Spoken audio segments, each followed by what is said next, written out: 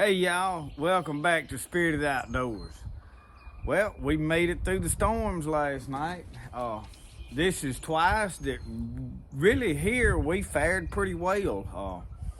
Yesterday we had some pretty high winds though for a while, like throughout the day. It gusted around 40 mile an hour. So this is somewhat late morning, and I decided that I had time to walk around and assess what all had happened. But for the most part, we fared really good, and I give God thanks for that. He's been good to me, y'all. But I wanted to show y'all a little what was going on around here and how things looked, and just we'll walk around and see what happened, what blowed around, and I want to check on my plants. That's the first thing. I want to make sure all my little seedlings and stuff that I'd moved around is doing all right. So let's take a look at them, y'all.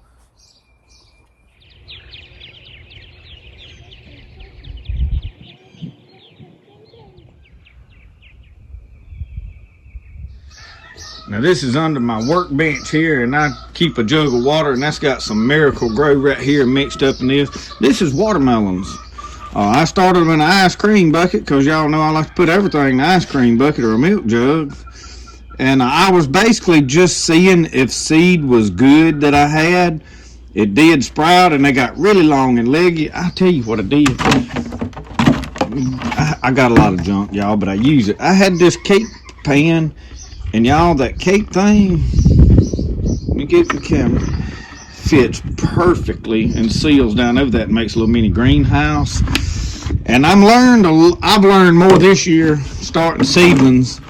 Y'all watch me start these squash seeds. Look at these zucchinis up here. Now this one, I'm having a hard time keeping it in the camera. Now this one, I broke the top out of moving these leggy things around yesterday because see how they get in a pale yellow color? So I added a little nutrients. I really need to get them out and repot them into a bigger pot, and I may do that today or sometime. But y'all, my peppers is up really good. But my tomatoes, y'all, I am struggling. I have reseeded tomatoes twice. What I have learned is in that, I'm going to get down right here and we're going to look. This is tomatoes that I have reseeded. And you see how small they are. Them's been up about a week. In fact, there's some still sprouting in there. I either drowned them but once the first crop come up, I did really good. They all sprouted with all of this stuff up here at the same time, and I was really happy. And that heat lamp, y'all, burnt them, just cooked the top of them tomatoes. So the tomatoes don't work in there. But now, y'all, all of these pepper plants, these peppers did better than any peppers I have ever tried to start. So the peppers and the squash, zucchini stuff worked good in the brooder box. Tomatoes, not so much. I do better with tomatoes out here covered up, but this plastic, I'll show you this plastic and this glass over here is keeping humidity in there and keeping my soil from drying out, and it's keeping me from having to re-water. Now this soil don't drain, so I've added very little water to it, and you see it beat it up on there. And even this, you see the moisture. You can't hardly tell through the camera, but you can see them little water droplets. That's underside under there, so it's keeping moisture in there, and that's some lettuce. But it's doing all right. We're gonna get caught up. I had to build me a little bench so I could take care of my window.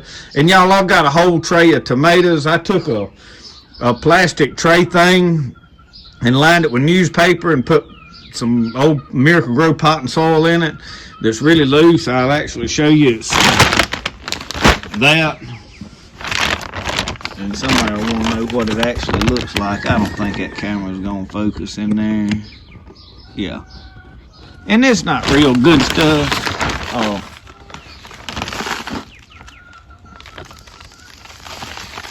But it works. I can like right here, I can just pull those simple seedlings out, and then I'll take my little tool that I made here. I'll punch me a hole in the dirt and just drop that little seedling down in there. So and we'll walk around. Look at this, is my propagation stuff where I'm propagating tree cuttings and different things like that, and I had them covered up. But I see it blowed that off, and I see jugs and whatnot blowed around everywhere. But anyway, let's take a look under here.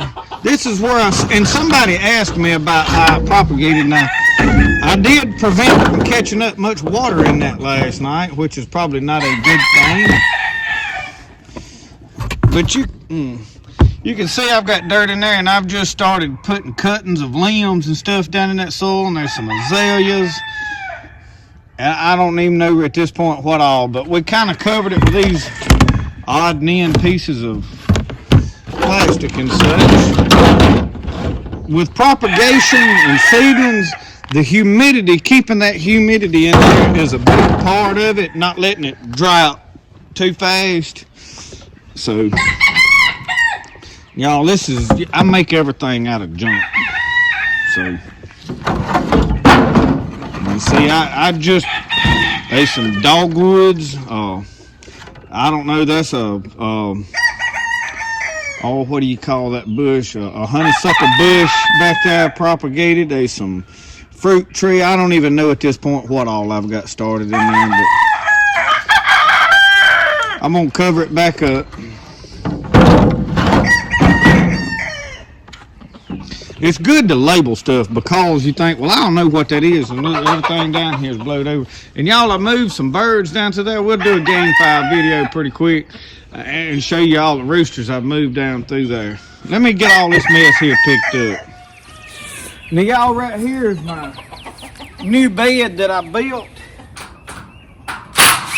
And I've got some small seedlings in here. So what I did was cover this with some pieces of scrap tin that I had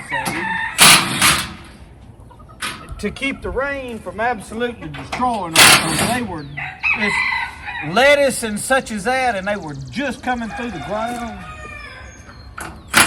Radishes, I don't know what all, beets and spinach and kale.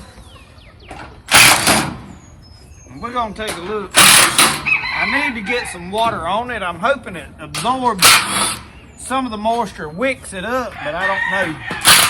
But I knew yesterday we wasn't just going to get a rain. We got a gully washer. Y'all know what a gully washer is?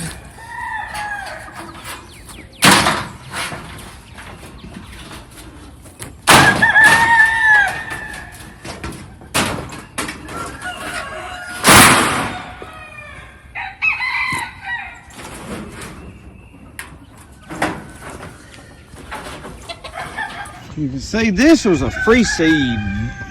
I don't know, bear. I don't even know how to say what that is. I had to look at the pack. I didn't spell it real good. And then here I got spinach. The spinach is not coming up. See, I did two. There's 2 rows. And they're not perfect rows. The spinach is not coming up yet. This is lettuce. And you can see it's barely coming through the soil. Now, ideally, I'll probably wind up doing this anyway, and boy, the ants is excited. Y'all see that? I'm going to have to go get some ant poison. And this is the first row of radish I started, and then I come back and added another row the day that I planted everything else. So the kale, that is kale. It's coming up doing good, 2 little rows of it. But something started eating on my radishes. And y'all, I didn't have set up to organically fight what it was, so I did sprinkle 7 dust on there. So I'm probably fixing to try to get some water that, but I planted some onions down there at the end. But now the real, see, I had 10 laying across some of this stuff, even had a metal fence post laying on it. And y'all look, that stayed there, but my big tarp down there blowed away. But is it time to just move it and leave it off? Look under there. Oh, and y'all, while we're here, look at these onions. We planted onions, they up doing good. And yes, I need to get in here with a hoe. And they's all kind of wild onion. Do y'all want to know the difference between field garlic and wild onion? Let's look at that right quick. we got a perfect example right here. You see all of these tall shoots? That's field garlic. Right here. Do you see this flowering top? Them little yellow flowers? And you can see they here. If you look around, there's several. I just mowed this. If I got down over there where I hadn't mowed, you probably would see more. But there's several popping up here. That's a wild onion. The way you tell, let's go over here. Because we haven't mowed these. Now this wild onion has a stem and all, but it's leaves, and there ain't no leaves on that one. I was picking some up yesterday. It was in little clusters, like right here. Okay, you see right around this, you see that these stems are flat that come up from around this. It'll be a little cluster of leaves around it. It has one round tube, but the rest, like in here, all of this is flat. These little leaves all around the wild onion is flat. We're on the field garlic, it's all round. You can see the difference in them. And these field garlic are a whole lot taller. You see the wild onion behind it. Neither one of these have been mowed. They've been growing equally the same amount of time. And this field garlic is a good width of my hand taller than the wild onion is back here. This is wild onion. Back to this junk. Y'all see that's dead? I'm really pleased with how that has killed the grass. Now, I am well aware that like that nut grass and such as that is not completely dead. Oh, and then there's a nice giant ant mound there. We're blessed with fire ants, y'all. Oh, and I'm not certain right now what I need to do at this point. If I need to cover it up for a little longer. A lot of these weeds that were gonna die anyway, because this is like early spring winter weeds you see growing right there, is what was under here. They're naturally gonna die anyway. So I'm undecided whether to pull this back over and leave it covered. I think I am. I think I'm gonna cover it for a few more days. This side of it, I didn't have nothing really heavy on there. I did have that center block right under laid on, but it didn't do the trick. And I have got to acquire more mulch and pine straw to really do this like I want to. So I don't know how I'm gonna go about this year yet.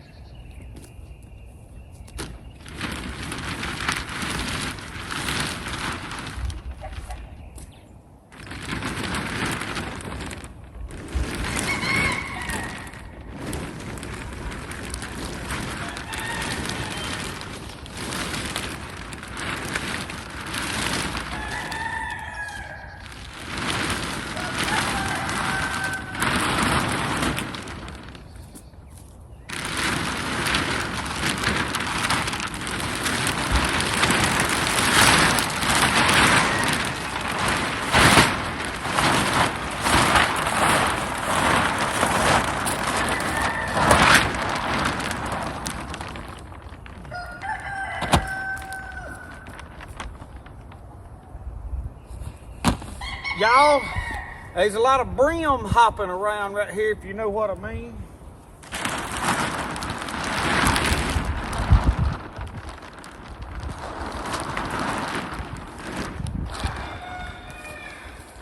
I know there's a couple of you don't know. Them little black crickets, when I see one of them hopping, that cricket, that's a brim hopping around. Because I can turn that cricket into a brim here in about a month.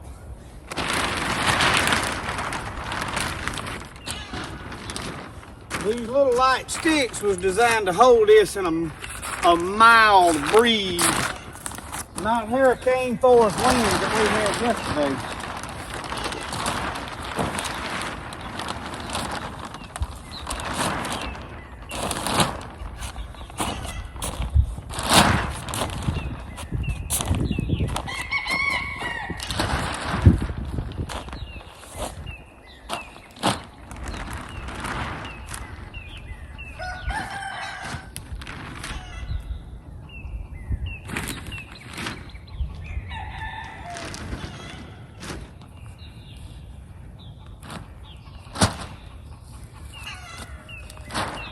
I'm gonna leave this like this a few more days until I truly decide how I'm gonna go about my garden, because I've got another month before I really get in here and start planting. I have planted a few odd and them things, but this week the lows are around 37 tonight, which is why I put this back on. Yesterday was barefoot weather.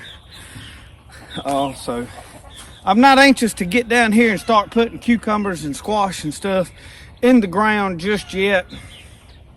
I really am wanting to. I'm probably gonna go buy me a few cheater tomato plants, if you know what I mean, to try and have that first early tomato. I think I can grow it faster than a lot of folks. I got some secrets, but that's always game. They got the same secrets. It's just in your mind. You think, I know how to do it better than they do, you know. But anyway, I got one more thing I want to close this video out and show y'all. Y'all hang on. Before we go look at the one more thing, I did want to show y'all a little of my medicinal plant garden, how it's coming along. Look at them elderberries put out. I did add a few more. Yesterday I planted a couple of more sumacs that were growing in a place that needed to be got rid of. Now my fig bush is starting to put out. Look at the goldenrod coming up. Now I got a little thing there I'm going to use to kind of somewhat start some seeds and pull them out and transplant them. So I don't know exactly how I'm going to do all of that. There's goldenrod coming up there. I planted a black-eyed Susan there. Blackberries coming up. That's a mullein plant. Now I did try to seed in over here. There's another black-eyed Susan. I tried to seed right over in this area some plantain seeds that I have. I'm not sure how they're going to do. This is all the goldenrod I transplanted in. That's a willow bush, I'm almost certain now. I told y'all earlier I wasn't sure what it was. This is a good medicinal plant. This is why I left here. This is probably the species of black willow, but the bark and all works the same for making like an aspirin type medication. You see wild lettuce. Now right here is one that I dug up and transplanted. This is self-heal. And y'all look at this wild lettuce right over here taking off. And I did transplant a fern. I'm gonna bring a few more of those ferns up here. There's some wild lettuce coming up there. Wild lettuce there. And y'all, I think I may have destroyed all of my poke salad shoots. I don't see any poke salad. There's wild lettuce there. And that is a beauty bush I hacked off. It will put all back out. This is going to be sumac here. Now I come over here, I found a big wild lettuce plant, and it's a little bit wilted today. And that's a wild lettuce, and that is a bigger one. They were in a trail that was going to get run over and squished, so I transplanted them there. And then right there by that stub is a weeping willow. And then down there, y'all see this stays wet. And there's actually water running down below that, where that tree's falling over, back over in there. And down through by my brush pile, that's actually gonna wind up turning into a ditch. I'm thinking about making a rock riverbed through there, if I had the rock to do it with. But then right up here, you see there's some more wild lettuce, some yellow dock, different things coming up. I've got another small mullein plant. There is some mint coming up. Now I'm going to transplant in a bunch of more stuff as it starts growing, and I can identify it, like giant ironweed, and down there in that low where it's wet, I'm going to put a lot of lobelias. If I can find them, I'm going to dig them up and just transplant them. I'm not going to harvest any lobelia this year as far as drying purposes, because I've still got enough from last year. I'm going to focus on transplanting them in here and saving the plants and making them spread. I did come in right here and put in a bunch of wild field garlic. And then I've got some onion sets that I put right in this end. Okay, y'all. See this flower pot? You can see very well what's going on in here. This is large white oaks. I picked these acorns up during squirrel season this year. And I seen little bitty sprouts on them. Well, I laid them all in here and just gently put them down. Them sprouts I saw turned and went down. I watched them. I kept a check on them and kept them watered, took care of them. The last time I did this, I let them all die in the summer because I was doing metal roofing and didn't keep a good check on them, and they dried up and died. But those are white oak acorns, and I'm going to plant them. Probably throughout the edges of my yard and places, I don't know. I love to plant trees, y'all, and I'm fixing to explain why. These two sawtooth oaks behind me, I planted them. I planted them as a young shoot that I done just like those. I had a few that I had picked up at a job I was working at. But I love to plant trees. I love to watch them grow. I sat yesterday up there inside of my recliner. I got those, I'll turn around, you can see the back side of my house, a little junky, but those French doors right there, I look out and this is what I look at. I see my apple tree back there and my garden and stuff that I've planted, but I was watching those big giant pine trees back there, which those are not really giants. Those particular pine trees are probably around 40 years old maybe. They're not that old. They may not be quite, they may be more like 30 years old. This used to be all pasture land when my grandpa had it. I watched as the wind blowed around 40 miles an hour, y'all, and those giant limbs were just reaching up and they were just swaying in the wind, and I could hear it creaking and cracking and popping. I said, man, they gonna start falling over, you know, it's getting tough. I could hear the tin on the house stretching, and the wind got tough, y'all. We had gusts over 40 mile an hour, and for, you know, Mississippi, we're not like on the coast down there geared for hurricane. But I watched these trees, they swayed. And y'all, them trees, it was like they was worshiping God. You see, we were made for relationships. Somebody asked, you know, why are we here? Why are we even on earth? What are we here for? Why are we here? Y'all, we are here simply for a relationship. God wanted somebody to talk to. Somebody that could choose. Yeah, he had all the angels. He had all the stuff he created. He could make people do anything, but he wanted something that would make a decision that I want to worship you or I don't want to. And these trees are worshiping God out of duty. They're designed to do that. They don't have any choice. They grow and their branches reach upward, and they grow from that little small seed and they turn into this big giant tree. And I stood and I watched these trees as they swayed yesterday, and they worshiped God. And y'all, that's why I plant trees. If I can help encourage anything to worship the Creator, I worship Him. I choose to worship Him, and that's why we're here. And I watch those trees as they grow from a little small seed into this big giant tree, and it's amazing to me. And y'all, that's why when I find myself out here in the outdoors, I spend a lot of time that I just get a stick or something, and I just walk and look. I can talk to God looking at all the things He's created. And it saddens me that we live in a world that everybody is so scientific that they want to disprove God and they want to take God out of everything that's growing. Y'all, this land out here behind me, these woods and these gardens, this is what connects me physically to my Creator. God bless y'all. Thank you for watching Spirit of the Outdoors. Have a good one. We'll see y'all next time.